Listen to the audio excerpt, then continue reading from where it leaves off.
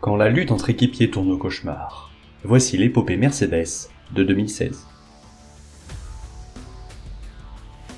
Bonjour à toutes et à tous et bienvenue dans ce nouveau podcast Un œil dans le rétro, consacré aujourd'hui à la Mercedes W07.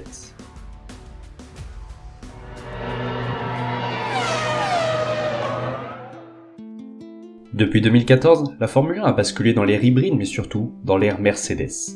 Il faut dire que la marque à l'étoile n'a pas fait les choses à moitié. Avec seulement 6 victoires perdues en 2 saisons, les flèches d'argent de Rosberg et Hamilton auront tout simplement écrasé et écœuré la concurrence. L'année 2016 n'annonce pas de changement puisqu'avec la même paire gagnante et un règlement qui évolue peu, l'avance des grilles ne sera sûrement pas mise en péril. Pour succéder à la fantastique W06, l'écurie allemande conçoit la W07. À première vue, peu d'éléments différencient les deux monoplaces et pour cause, la nouvelle-née reprend en partie les traits de sa devancière. À y regarder de plus près, certaines différences sont tout de même notables, que ce soit au niveau des ailerons ou des bargeboards, mais surtout au niveau des entrées d'air des pontons et de l'entrée d'air du capot moteur. Car même si la meilleure voiture sert de base, il ne faut pas se reposer sur ses lauriers. C'est d'ailleurs davantage de petits éléments, pas toujours visibles de l'extérieur de la voiture, qui sont retouchés, comme le diffuseur par exemple. Sous le capot, l'allemande dispose toujours du V6 turbo de 1,6 litres, atteignant désormais les 1000 chevaux en qualification avec le mode Fête. La nouvelle monoplace est présentée en marge des essais hivernaux, là où, à défaut de truster les premières places, la Mercedes se montre incroyablement fiable et performante sur un relais de course.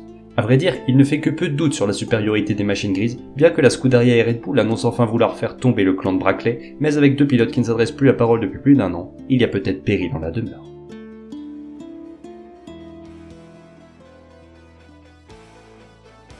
Sur le tracé de Melbourne, la FIA tente d'introduire une nouvelle règle pour les qualifications, une élimination toutes les 90 secondes d'un pilote. Ce sera un désastre complet. Ce changement ne sera par contre d'aucune efficacité pour contrer les Mercedes, 8 dixièmes devant le reste du plateau. Mais au moment du départ, ce sont les Ferrari qui démarrent le mieux, repoussant les flèches d'argent hors du top 2. Si Rosberg raccroche la deuxième place au profit des aérostands, il faudra attendre l'interruption de course suite au terrible accident d'Alonso et de Gutiérrez pour enfin voir la hiérarchie bouger. Sur une mauvaise stratégie, Vettel perd le leadership au profit des deux Allemandes, là où Raikkonen renonce sur bris de moteur. Sans forcer, les W07 arrachent le doublé, Rosberg devant Hamilton. L'histoire se répète dans la nuit de Bahreïn et si les monoplaces rouges semblent être les seuls à pouvoir lutter face au gris, la casse moteur avant même le départ de Vettel ruine les chances de la Scuderia. Au premier virage, Rosberg vire facilement en tête mais derrière, Bottas percute la monture de Hamilton qui laisse, au passage, bon nombre de débris sur la piste. La fameuse lutte de 2014 ne se répétera pas, l'Allemand ayant déjà pris la poudre des scampettes. C'est donc sur un nouveau succès de Rosberg que s'achève ce périple, loin devant son équipier, 3ème après les problèmes du départ. Des pépins que l'Anglais retrouvera en Chine. Après une panne sur son moteur en qualification, il est contraint de s'élancer de la dernière ligne, loin derrière l'autre machine, en pôle évidemment. Au départ, Ricciardo déborde Rosberg, mais derrière, c'est la bousculade. Kvyat tente une manœuvre audacieuse qui conduit à l'accrochage des deux Ferrari, alors que plus loin derrière, Hamilton accroche Nasser qui lui-même voulait éviter le désastre devant. La pagaille est de mise dans le peloton, mais c'est le leader qui chute en premier, victime d'une crevaison. Rosberg reprend donc la tête pour ne plus la quitter, loin du tumulte derrière. Car pour le triple champion, c'est la galère. Englué dans le trafic, il use prématurément ses gommes, véritable point noir des Mercedes de l'époque. Sa remontée s'arrêtera au 7ème rang, bien loin de son véritable rythme. La course russe sera en revanche plus réussie pour les deux voitures. L'inratable Rosberg, qui vole littéralement depuis la fin de saison passée, signe à nouveau la pole, bien plus chanceux que l'autre pilote Mercedes, encore trahi par sa monture. Cette fois-ci, les deux flèches d'argent sortent du premier virage sans encombre, loin de la bousculade opposant Vettel et Kvyat. La facilité déconcertante avec laquelle Rosberg domine fait craindre une hégémonie encore pire que les 2 années précédentes. Deuxième, Hamilton commence à ronchonner mais avec 17 manches restantes, tout peut largement basculer même si avec 47 points d'avance, le fils du champion 1982 commence à sérieusement y rêver.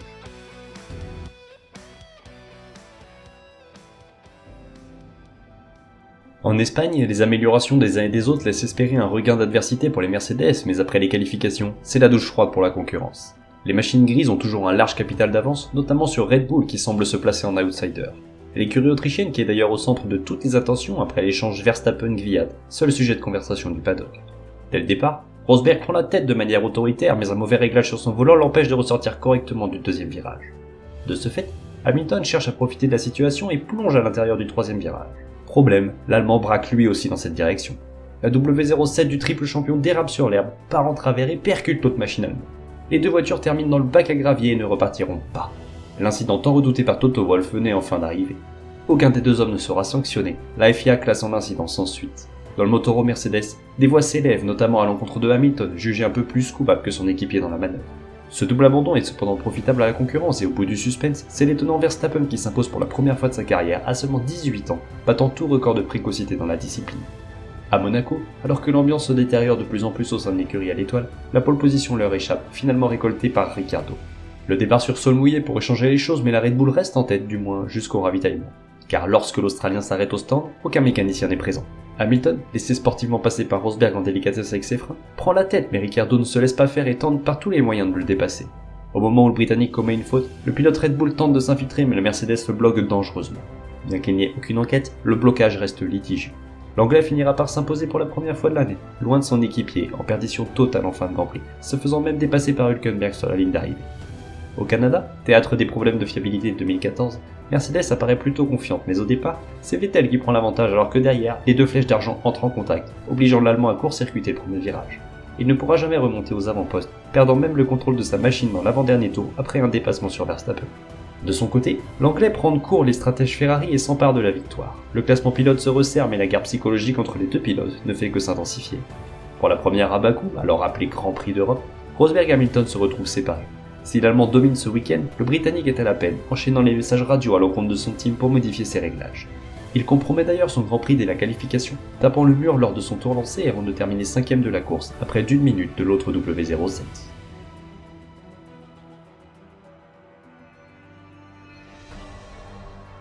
Le championnat se poursuit sur les terres de Red Bull, en Autriche. Lors des essais, Rosberg subit une grosse sortie de piste qui endommage sa boîte de vitesse, le contraignant à reculer de 5 places sur la grille. Hamilton dispose donc d'un boulevard en tête pour s'imposer, mais la sortie de la voiture de sécurité suite à l'explosion du pneumatique de Vettel bouleverse les stratégies et dès lors, l'ordre entre les pilotes Mercedes est inversé. Toujours en délicatesse avec ses freins, l'Allemand caracole en tête mais son équipier cravache comme jamais pour remonter à ses trousses. La jonction est faite dans les derniers tours mais c'est lors de l'ultime boucle que la confrontation aura lieu. Malheureusement, comme à Barcelone ou à Montréal, c'est l'accrochage. À l'abord du deuxième virage, le Britannique tente de passer à l'extérieur mais l'autre W07 tire tout droit. Les deux monoplaces se percutent, arrachant l'aileron de l'Allemand. Si Hamilton s'extirpe de cet incident sans trop de dommages, Rosberg dégringole en 4ème place, recevant de plus 10 secondes de pénalité pour l'accident. Sous les huées des Autrichiens, le triple champion est énervé mais ce n'est rien par rapport à Toto Wolff qui ne mâche pas ses mots à l'encontre de ses deux pilotes. À Silverstone, l'Anglais maîtrise royalement son sujet mais le spectacle en piste est déroutant. Alors que la pluie s'invite avant le départ, la FIA décide de lancer l'épreuve sous voiture de sécurité alors que les conditions sont tout à fait praticables. Pire, ce même organisme finira par pénaliser Rosberg pour avoir reçu par radio une instruction concernant sa boîte de vitesse, une hérésie. Au championnat, l'écart s'est considérablement réduit puisque désormais, seul un petit point sépare les deux protagonistes, mais depuis l'affaire de Barcelone, la balance penche fortement en faveur du Britannique. C'est ce qu'il démontrera tout le long du week-end hongrois, bien que ce soit l'Allemand qui prenne le meilleur en qualification lors d'un tour vivement critique. À l'extinction des feux, les deux W07 sont côte à côte mais aucun incident n'est à déplorer. Dès lors, les deux machines grises évolueront l'une derrière l'autre, Hamilton devant Rosberg et ce, jusqu'au drapeau à damier. Pour la première fois de l'année, le champion sortant reprend les rênes du championnat. Et il ne reste qu'une course avant la pause estivale, à Hockenheim. Sur la piste allemande, Rosberg souhaite renverser la tendance et avec la pole position, il entend bien sûr classer l'autre pilote Mercedes, mais un patinage excessif au départ le fait se retrouver derrière son équipier, les Red Bull. En tentant de remonter sur Verstappen, l'Allemand prend une nouvelle pénalité pour avoir poussé le Hollandais hors de la piste alors que ce dernier s'est décalé au freinage. L'inconstance des pénalités ridiculise la FIA qui semble clairement avoir choisi son favori. Rosberg ne pourra faire mieux que 4ème, 3 rangs derrière son équipier, désormais large leader. Malgré toutes ces péripéties, la W07 fait toujours bonne figure et beaucoup se demandent si le carton plein peut être réalisé d'ici la fin d'année.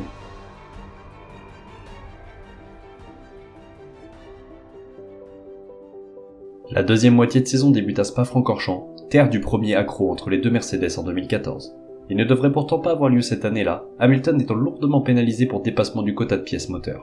Rosberg décroche donc sans problème la pole position, loin devant l'autre Mercedes avant-dernière sur la grille. Le départ est mouvementé derrière l'Allemand avec de multiples accrochages, notamment entre Vettel, Raikkonen et Verstappen. Sans rencontrer le moindre ennui, Rosberg file vers le succès alors que l'autre W07 refait son retard, croisant la ligne d'arrivée en 3ème position. À Monza, le moteur Mercedes fait des merveilles.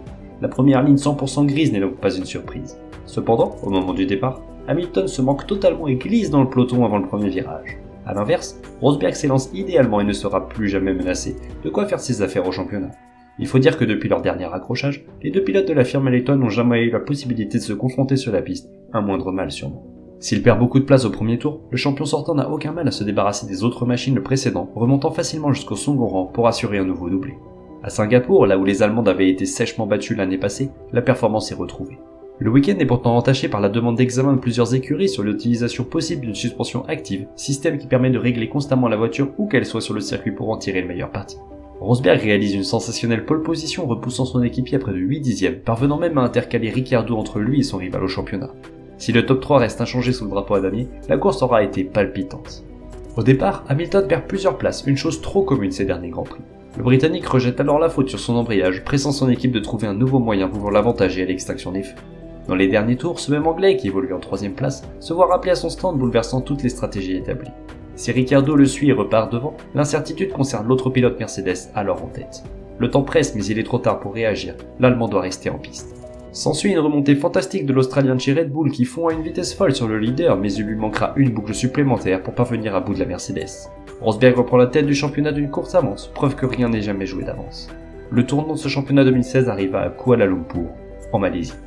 Toujours en première ligne, les monoplaces grises semblent à nouveau imbattables, mais en arrivant dans le premier virage, Vettel freine beaucoup trop tard et harponne la machine de son compatriote. Ce dernier part instantanément en tête à queue, même par chance, sa course n'est pas compromise. Reste que pendant ce temps, son équipier jouit d'une avance conséquente à ce moment-là, mais peu après la mi-course, c'est le drame.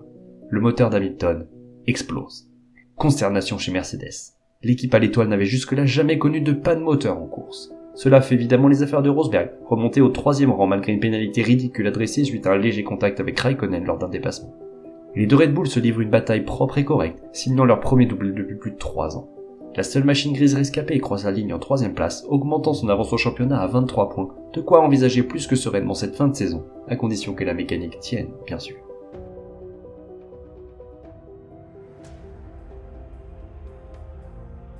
En arrivant au Japon, Hamilton fait la moue. Ce dernier prétend que son équipe sabote ses moteurs pour laisser gagner son équipier. Le Britannique semblerait plutôt mauvais joueur. Pour ne pas arranger son cas, il se fait surprendre en train d'utiliser son téléphone en conférence de presse, non pas à des fins professionnelles, mais dans le seul but de prendre des photos modifiées par une célèbre application.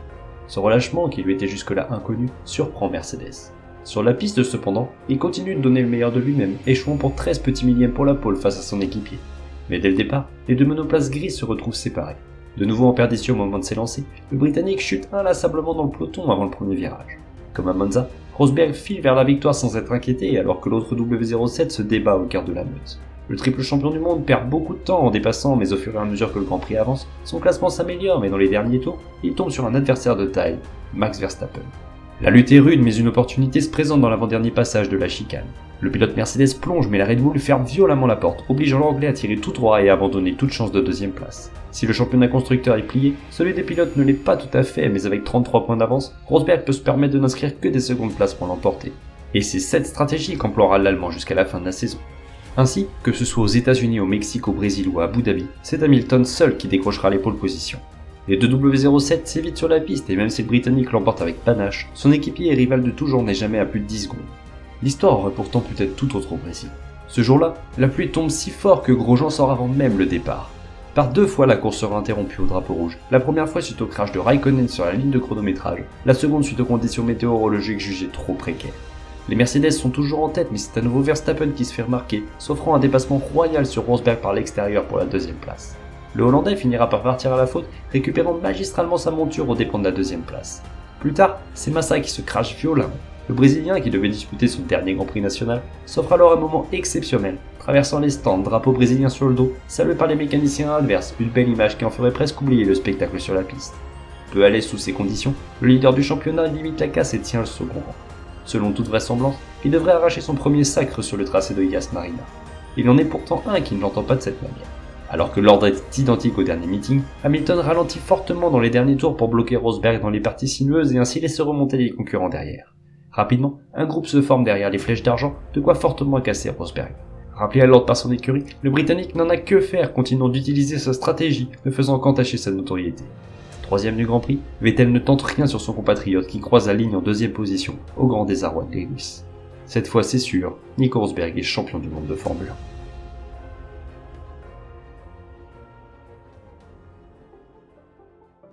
Cette rude saison se termine donc sur un esprit de revanche. Dès lors, beaucoup attendent le retour en piste des monoplaces en 2017 pour vivre la suite de ce féroce combat. C'est alors que le champion du monde lance une annonce pour le moins inattendue, sa retraite sportive. Tous les passionnés et journalistes sont pris de court, de même que l'écurie allemande. Le fils de Keke prend alors une courageuse décision, celle de partir sur un exploit. Beaucoup s'insurgent sur l'issue étonnante de sa carrière, sous-entendant la peur d'affronter un Lewis plus remonté que jamais. Quoi qu'il en soit, il faut de toute urgence trouver un nouveau camarade dans la seconde auto, et ce sera un certain Valtteri Bottas qui sera choisi, le plus célèbre porteur d'eau du champion anglais. Si ce retournement final de situation affecte sérieusement la marque à l'étoile, impossible d'oublier cette drôle de campagne, entachée par les accrochages et les coups de gueule, mais surtout quasi sans faute. En ayant manqué 2 succès sur les 21 possibles, la W07 passe tout proche des records établis par les Alfa Romeo 158 et les McLaren MP44. Le compte était presque bon pour ce qui était des pole positions avec 20 unités enregistrées. Avec 9 meilleurs tours en course et 33 podiums, la Mercedes W07 est à ce jour la monoplace la plus prolifique du team allemand. Une machine remarquable, prémisse d'un futur toujours plus glorieux.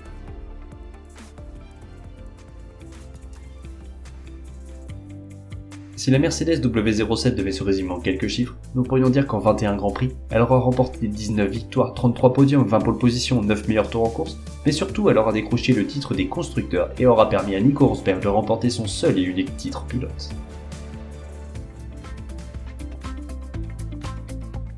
Pour en savoir davantage sur toute l'histoire de la Formule 1, rendez-vous sur le site internet un œil dans le rétro 1.wixsite.com/unœildanslerétro, sur les pages Facebook et Instagram, et quant à moi je vous dis à très vite pour un nouveau coup d'œil dans le rétro.